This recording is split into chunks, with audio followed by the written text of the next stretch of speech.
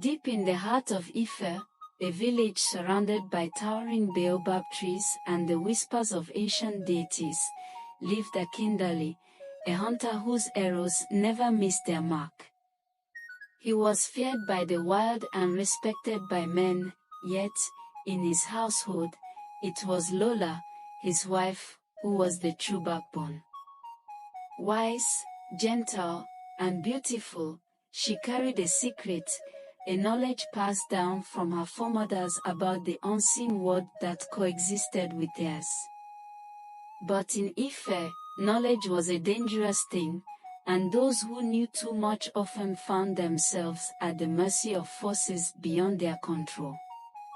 One fateful night, the king fell terribly ill, and the herbalists struggled to find a cure. The priest consulted the oracle and declared that the healing plant needed for the cure grew only in the mystery forest, a sacred grove where no mortal dared to step. This grove, hidden deep within the forest, was said to belong to spirits, beings who walked the earth before man, who whispered to the wind and lived in the shadows. Anyone who entered and returned never remained the same. The village was in despair. Akidele, known for his courage, stepped forward. "I will go." Ade, another hunter who never hid his jealousy towards Akidele, also declared, "Let me go instead." The elders murmured among themselves. "Any man who brings back the cure will be greatly rewarded and decorated." Lola's heart clenched. She had heard stories of that grove from her mother and grandmother. They spoke of the trickster spirit, who dwelled within, waiting to ensnare the souls of foolish men.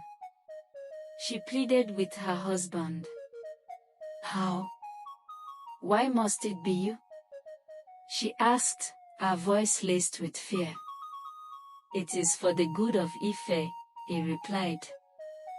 That night, Lola visited her grandmother's shrine, where a small wooden talisman lay covered in dust. She whispered incantations, calling upon the spirits of her lineage. If Akidele must enter the sacred grove, let him not be blind to what awaits.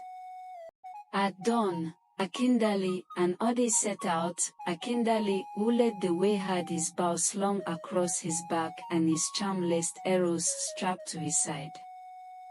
The forest was alive, whispering, shifting and watching. The deeper they went, the thicker the air became, heavy with unseen eyes. When they reached the entrance of sacred land, the trees curved inward, their gnarled roots twisting like the fingers of an old man.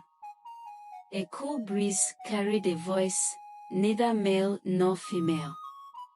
"Welcome, child of the living." Akidele stopped. "Who speaks?" A figure emerged, its form shifting like smoke, sometimes human, sometimes not. "I know why you have come," the spirit said. "But why should I give you what you seek?" Akidele steadied himself. "I do not come for myself, but for my people." Ade, who couldn't stand Akidele leading, interrupted. "I am here to get the cure and you must give it to me." The spirit chuckled, its laughter echoing like the rustling of dry leaves. "Then let us play a game. If you win, you shall take what you need. But if you lose, you shall remain with me." The air grew colder. Shadows twisted into shapes, forming a circle around Akidele and Ode. Muj threw a handful of sand into the air.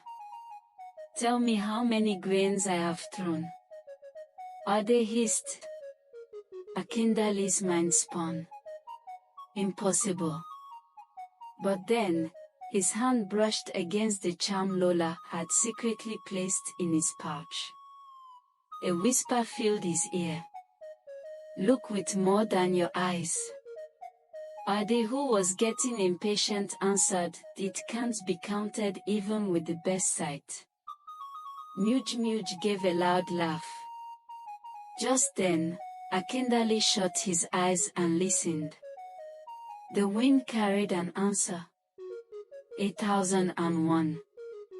Muj Muj grinned. Very good. You failed the test, the spirit said to Ode. You will be confined to this forest and never return to your home. No. Ode screamed as the spirit let out a wicked laugh.